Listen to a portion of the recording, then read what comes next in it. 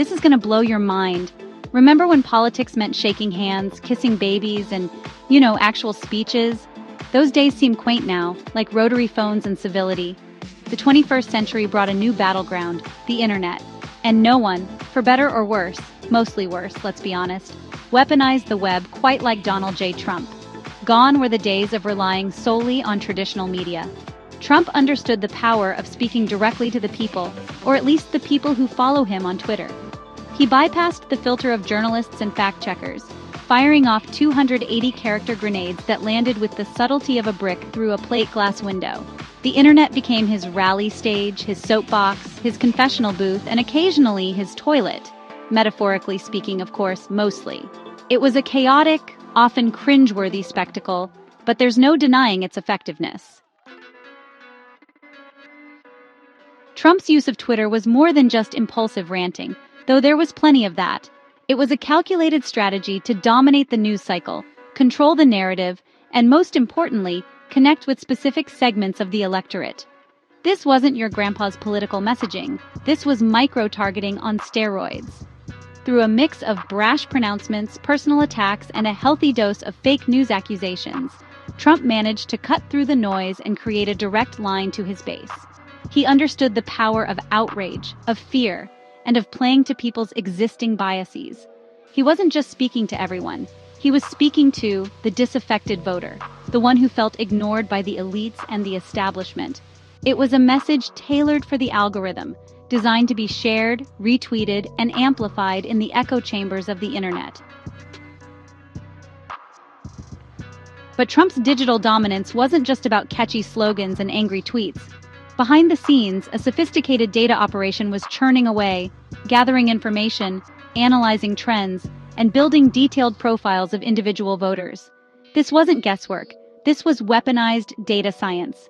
Firms like Cambridge Analytica, more on that dumpster fire later, were brought in to crunch the numbers and identify potential Trump supporters. They weren't just looking at demographics. They were digging into psychographics, analyzing personality traits, values, and even fears to predict how people would vote. Imagine getting a campaign ad tailored not just to your age and location, but to your deepest anxieties and aspirations. Feeling anxious about immigration? Here's a Trump ad about border security. Worried about the economy? Here's Trump promising to bring back jobs. It's enough to make you want to throw your phone in the ocean, but wait, they're probably tracking your location through that too. Now let's talk about Cambridge Analytica, the data analytics firm that became synonymous with the dark side of political campaigning. This wasn't your friendly neighborhood pollster. This was next-level data harvesting, and it stunk worse than a week-old hamburger left out in the sun. They collected data on millions of Facebook users, often without their knowledge or consent, because who actually reads those terms and conditions, right? This information was then used to create targeted political ads, aiming to sway voters with eerily specific messages designed to exploit their fears and prejudices. The scandal sent shockwaves through the tech world and raised serious questions about data privacy, election integrity, and whether Facebook was just a giant data mining operation disguised as a social network. Spoiler alert, it probably is. Section 5 AI on the campaign trail bots, trends, and swing votes. As if targeted ads and data harvesting weren't enough, artificial intelligence also joined the political fray. No, we're not talking about a robot president, yet, but AI was working behind the scenes, optimizing campaigns in ways we're only beginning to understand. AI-powered bots flooded social media with pro-Trump messages, creating the illusion of grassroots support and drowning out dissenting voices. Algorithms analyzed real-time trends, allowing campaigns to adapt their messaging and target voters with laser-like precision. Imagine an army of digital campaign managers working tirelessly to identify your every political hot button and deliver the perfect message to your newsfeed. It's like having a political telemarketer living inside your phone, except this one never sleeps and knows exactly which buttons to push. Section 6. The ethics of engagement is all fair in love, war, and elections. Now, before we all descend into a dystopian nightmare of data-driven campaigns and algorithmic overlords, let's talk about ethics. Because while technology itself is neutral, the way it's used in politics raises some serious red flags. Or at least it should if you value things like privacy, fairness, and the integrity of our democratic process. When campaigns can target voters with such precision, tailoring messages to their deepest fears and prejudices, are we really having a free and fair debate? Or are we just manipulating people into voting against their own best interests? And what about the spread of misinformation and propaganda? When algorithms prioritize engagement over accuracy, it creates a breeding ground for fake news and conspiracy theories. Suddenly, we're not just talking about political differences. We're talking about an erosion of shared reality itself.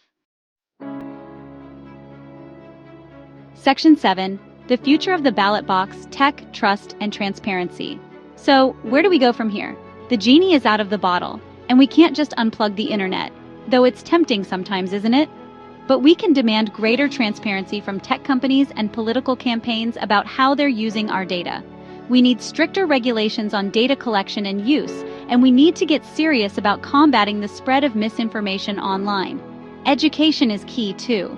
We need to equip citizens with the critical thinking skills to navigate the digital landscape and spot manipulation when they see it.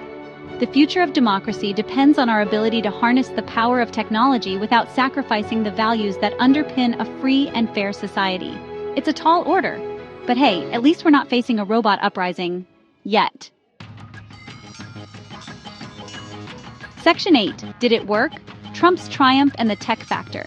So did all this digital wizardry actually work? Did Trump's mastery of social media, data analytics, and AI-powered campaigning actually win him the presidency? It's impossible to say for sure, but it certainly played a role. Trump's ability to connect with voters online, to tap into their anxieties and grievances, gave him an edge in a crowded field. He understood the power of the digital megaphone, and he used it to drown out his opponents and control the narrative. Whether you agree with his politics or not, and let's be honest, most of us don't, there's no denying that Trump was a master of the digital game. He understood how to leverage technology to his advantage, and his campaigns will likely be studied by political strategists for years to come. Section 9. A digital democracy, power to the people or peril in the algorithms. The rise of technology in politics is a double-edged sword. On the one hand, it has the potential to empower voters, increase engagement, and make our democracy more responsive. On the other hand, it also creates opportunities for manipulation, misinformation, and the erosion of trust. As we move further into the digital age, we need to ask ourselves some tough questions. Who controls the flow of information online? How do we ensure that algorithms are used ethically and transparently?